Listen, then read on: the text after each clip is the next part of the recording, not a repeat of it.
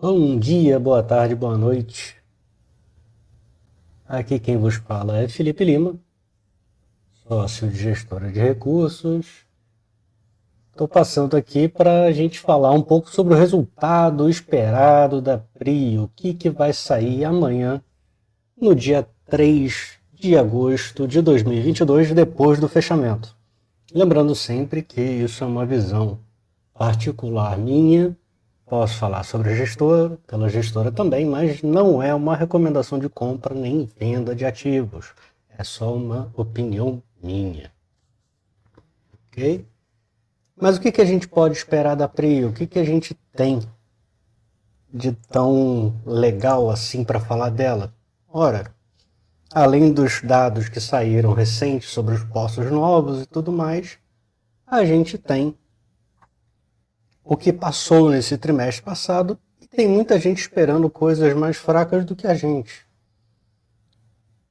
Por exemplo, o BTG soltou o seguinte: esperamos uma receita líquida de 1,7 bilhões de reais, um aumento de 13% na relação de trimestre a trimestre, refletindo um preço realizado de 108 dólares por barril e um EBITDA de 1,3 bilhões, uma alta de 12% na comparação de trimestre, e um lucro de 484 milhões de reais na comparação trimestral também.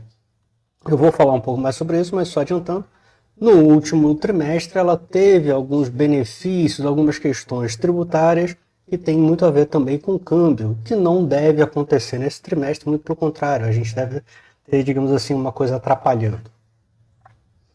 O output, a produção já foi divulgada, caiu 5,4% devido a desligamentos e falhas nos clusters de Frade e do Polvo Tubarão-Martelo. Notem que sim, tivemos falhas, mas boa parte desses desligamentos aconteceram porque houve, principalmente na questão de Frade, a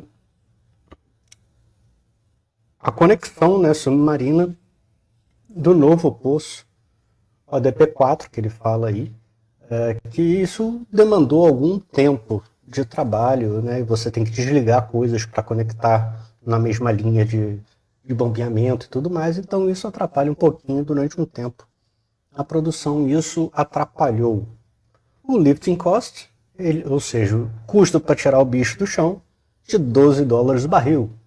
Podia ser melhor? Podia. Mas eles fizeram uma série de gastos, tiveram interrupções, produziram menos, aumenta um pouquinho o custo. O BTG acredita que não o mercado precificou a Bocora Leste e que vai adicionar pelo menos 900 milhões de dólares de EBITDA a partir do D1, ou seja, a partir do turnkey da coisa. Começou a funcionar. Ele fala assim, a gente acreditou no website mesmo se a aquisição não ocorrer. A princípio, essa aquisição, o risco dela não ocorrer é bem baixo, muito baixo. Não dá para dizer que é zero, mas é bem baixo. Partimos então do relatório de produção da empresa, para a gente saber o que esperar, né? Então ela produziu no segundo trimestre, né, 33.304 barris diários, em comparação a 35 mil, né, teve aquela queda que a gente já falou. Mas o que me chama a atenção, eu achei isso muito legal, é que o volume de petróleo vendido no segundo trimestre foi muito melhor do que no primeiro trimestre. A gente vendeu, né, eu sou acionista da PRI, então fala, gente, a gente vendeu 3,3 milhões de barris, enquanto no primeiro trimestre pouco menos de 2,8 milhões de barris. E notem, isso é muito importante, notem que o volume de venda no mês de junho foi muito alto, foi praticamente o dobro dos meses anteriores. Eles concentraram. O pessoal da Prio é fantástico em timing de preço. Eles mostraram isso nos últimos relatórios e eu tenho grande fé neles. Como é que a gente faz a estimativa? Para obter o EBITDA, grosseiramente, a gente estima o preço de venda vezes o volume vendido e tira o lifting cost. Também tira o royalties e tudo mais, mas Vamos por partes. O que é o lifting cost? Nada mais é do que o custo de tirar o bicho lá do chão. Tudo que envolve tirar o petróleo debaixo da terra. Esses custos têm uma parte variável, né? Você está produzindo X barris, você tem X consumo de combustível para gerar energia para as bombas injetoras e tudo mais, e das de sucção. Mas tem outra fixa, que são os salários da galera, equipamentos alugados que você paga diária, equipamentos comprados que você tem que fazer manutenção.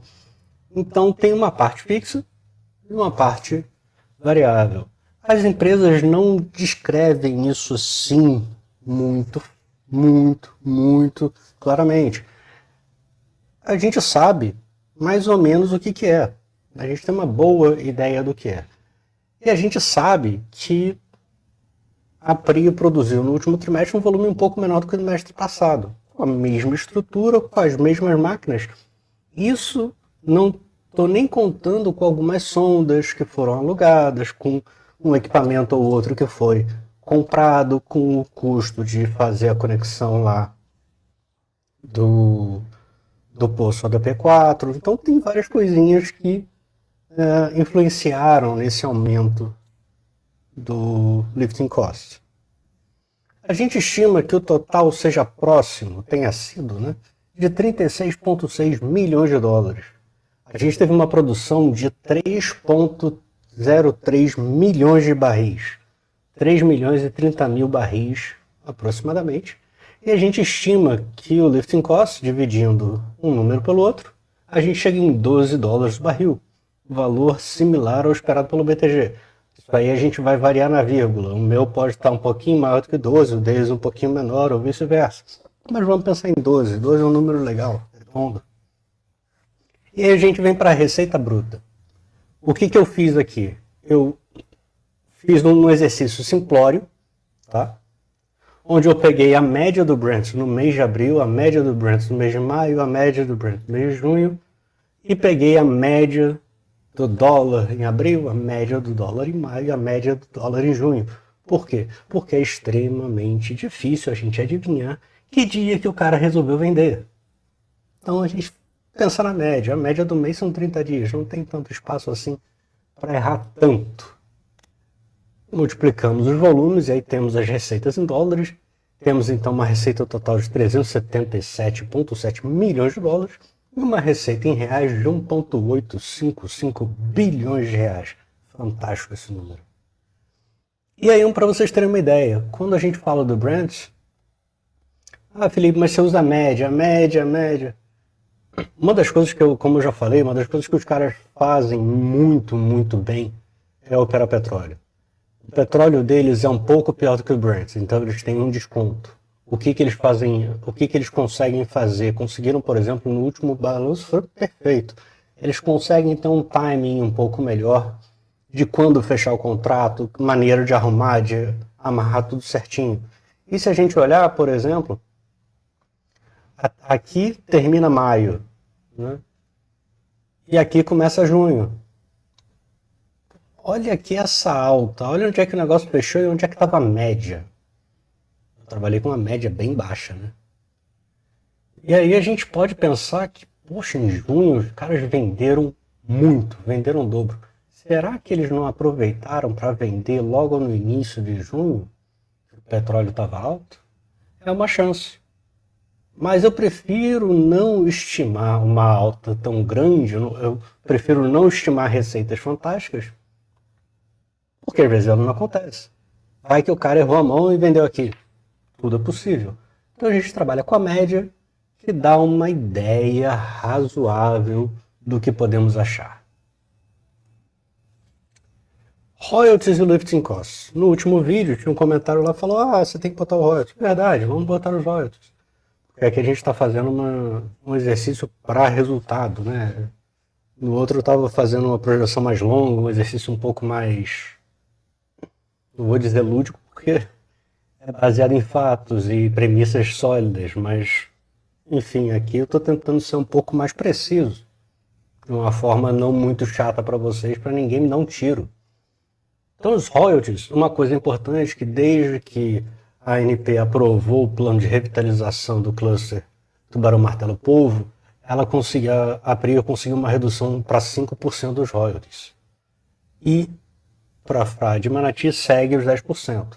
Como a gente tem uma produção muito similar do cluster Polvo e a soma de Frade Manati até o fechamento do trimestre passado, a gente pode fazer uma média. Ficamos aí com 7,8%.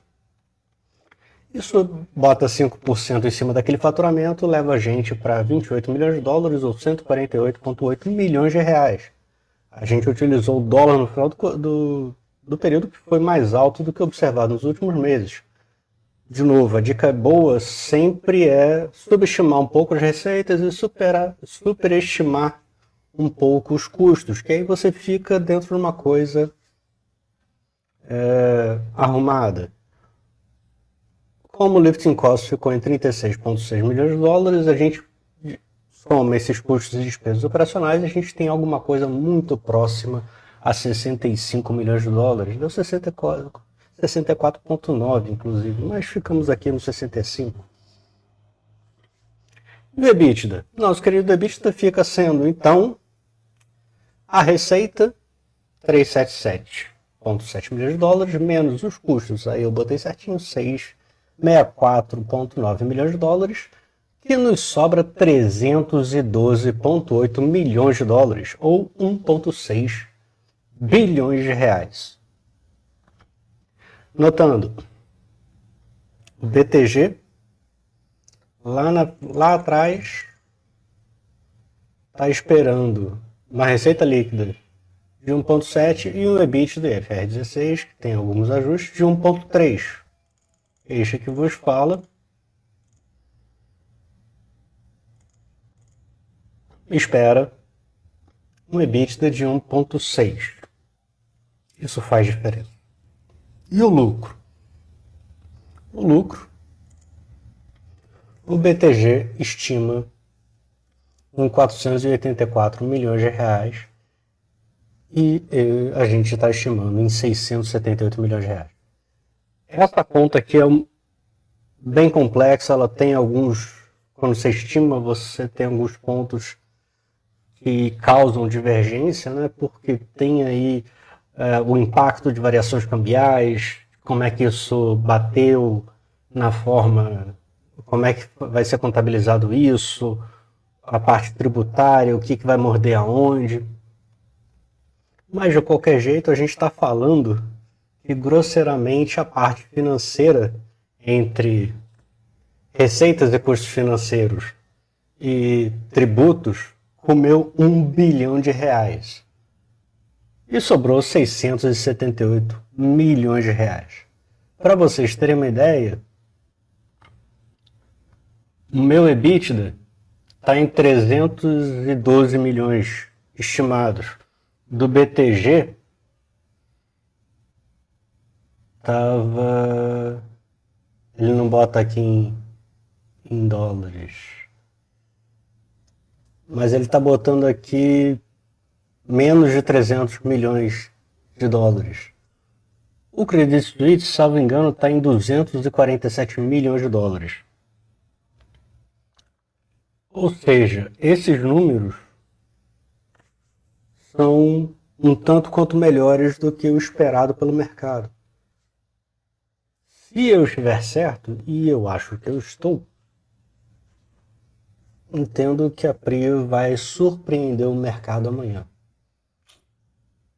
E aí, na quinta-feira, às 3 horas da tarde, ela tem vai ter o conference call, né, dos resultados. Eu vou participar, tenho algumas perguntas a fazer. Se vocês quiserem que eu faça alguma pergunta, deixa aqui no comentário. Se você curtiu o vídeo, deixe seu like, siga o canal. Mas não se esqueçam, façam perguntas, eu vou escolher uma ou duas, porque a gente só pode fazer uma ou duas, eu já tenho uma. Então, vou lá perguntar para o pessoal da Prio para a gente saber. E aí, nos próximos dias, talvez sexta ou no domingo, aí depende de agenda, eu vou botar um vídeo falando sobre o resultado e sobre as novidades da Prio que são fantásticas. Beleza? Então é isso, gente. Muito obrigado pela atenção. Espero que tenha sido elucidativo. Eu espero estar certo. Mais certo do que os outros. Acho que ninguém vai acertar isso na mosca. É quase impossível, mas amanhã temos Prio. Ok? Bom dia para vocês. Boa noite, boa tarde. E vamos que vamos.